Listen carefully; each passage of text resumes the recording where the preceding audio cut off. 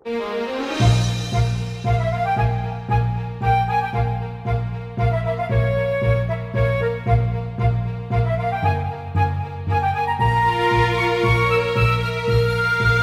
Plato ay isa sa pinakatanyag ng mga pilosopo na nabuhay sa mundong ito. Siya ay ipinanganak noong 427 taon bago ang kasalukuyang panahon sa isang aristokratiko at prominenteng pamilya sa Athens. Sapagkat si Plato ay pinanganak sa Athens, naimpluwensyahan siyang magkaroon ng pagpapahalaga sa karunungan at kaalaman. Kaya naman sa murang edad pa lamang, ninais niya nang makamit ng isang magandang edukasyon upang magkaroon ng mas madaming kaalaman sa mundong kanyang ginagalawan.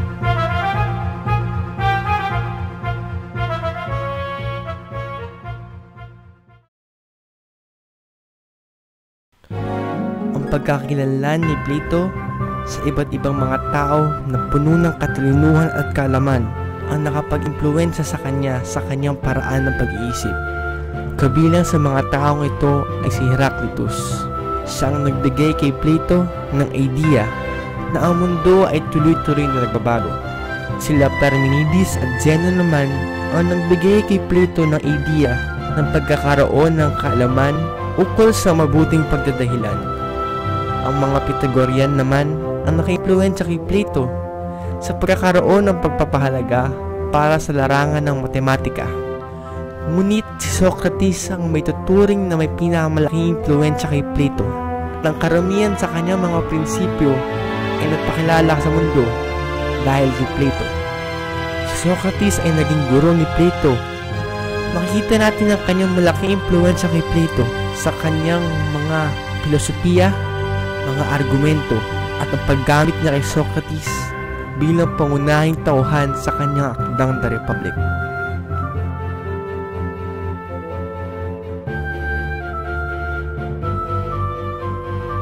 Ang akdang The Republic ay ang pinakatanyag na librong nagawa ni Plato.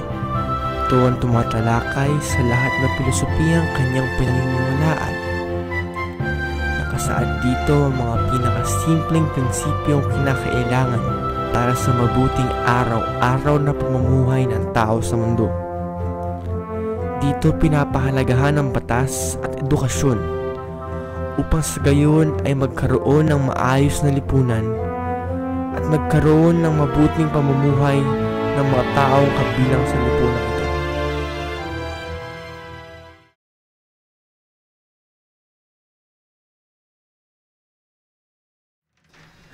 Ayon kay Plato, ang paraan ng pamimili ng pinuno sa lipunan ay nakabatay sa kanyang katalinuhan at kaalaman.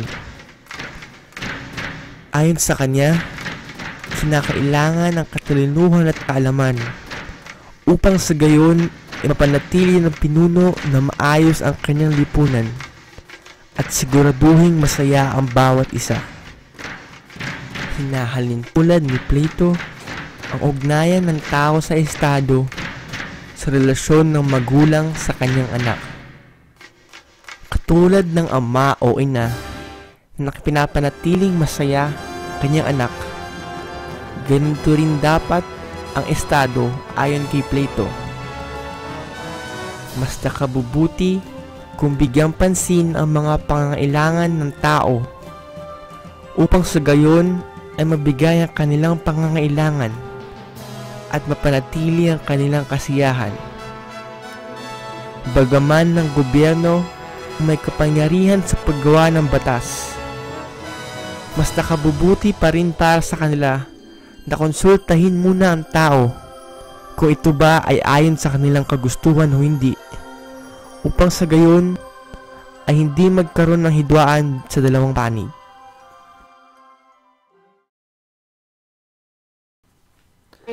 Para kay Plato, ang ideal na estado ay yung mayroong pag-aantas-antas sa lipunan. Animoy, may isang piramide kung nasaan ng mga namamahalang nasa tuktok, ang mga sundalong nasa gitna, at ang mga karaniwang tao naman ang nasa ibaba. Para sa kanya nakabuti ito upang sa gayon ay magkaroon ng espesyalisasyon sa mga gawain at upang magkaroon ng trabaho ang bawat isa upang sa gayon ay unlad ang kanilang lipunan sa tulong ng lahat.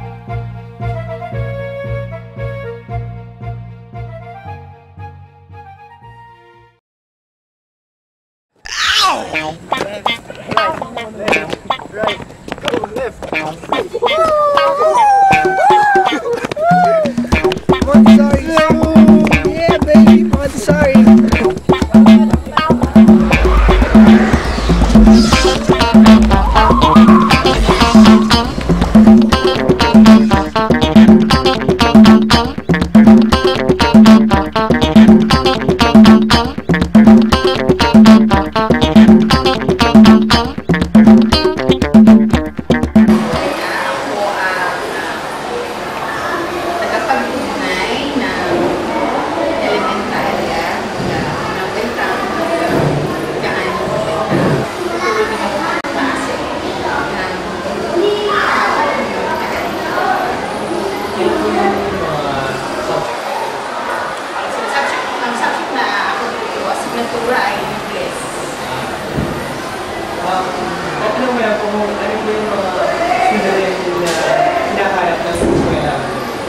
Ang mahirap kasi sa atin, may mga batas tayo, pero hindi natin sinusunod. Pag may gumali ng batas o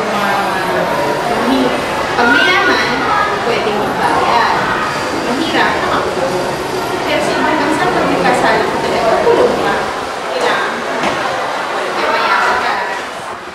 Kaya sinisirin na lang magsasabi sa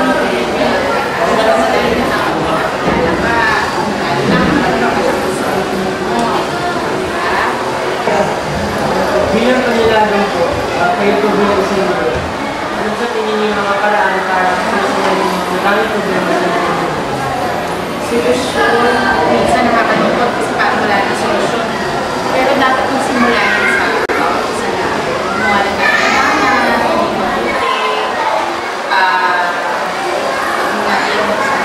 tapat na mamamayan, alam natin ang masama, huwag natin gawin, alagaan natin ang bilang Pilipinas, alagaan din natin ang mundo, maging masipag tayo, maging contributor tayo sa komunidad, hindi lang tayo mapasok sa eskwelahan, uuwi, magtulong, pinapapasok meron na naman. Siguro sa buhay natin, minsan gumawa tayo ng maganda para sa bansa, o kahit din sa komunidad nila. maraming salamat sa Maraming salamat. Kung may mga taong hindi nagpapahalaga sa batas, nakabubuting magkaroon ng mga taong maninigurado na ang lahat ay sumusunod nito. Kinakailangan ito upang mapanatili ang kaayusan sa loob ng isang lipunan. Ang mga tagapagbantay na ito ay sigurado na ang lahat ng batas ay sinusunod ng lahat ng tao. Kung may mga taong hindi nagpapahalaga para sa kanilang edukasyon, masosolusyonan ito sa pamamagitan ng pagpapakita ng kahalagahan ng edukasyon para sa kanila, na makakamit lamang nila ang kanilang tagumpay kung sila ay mag-aral ng mabuti at mapapaglingkuran lamang nila ang kanilang bayan kapag sila ay naging matalino at maalam sa lahat ng mga bagay.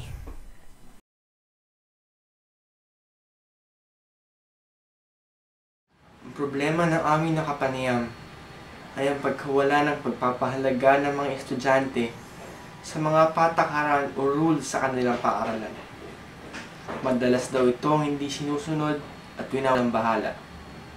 Para sa amin, masusolusyonan ito sa pamamagitan ng pagkakaroon ng mga parusa o sanctions upang sa gayon ay matuto ang mga estudyante sa kanilang mga pagkakamali. Ito ay nakabubuti upang hindi sila munang susuway sa mga patakaran at magbago na para sa kabutihan.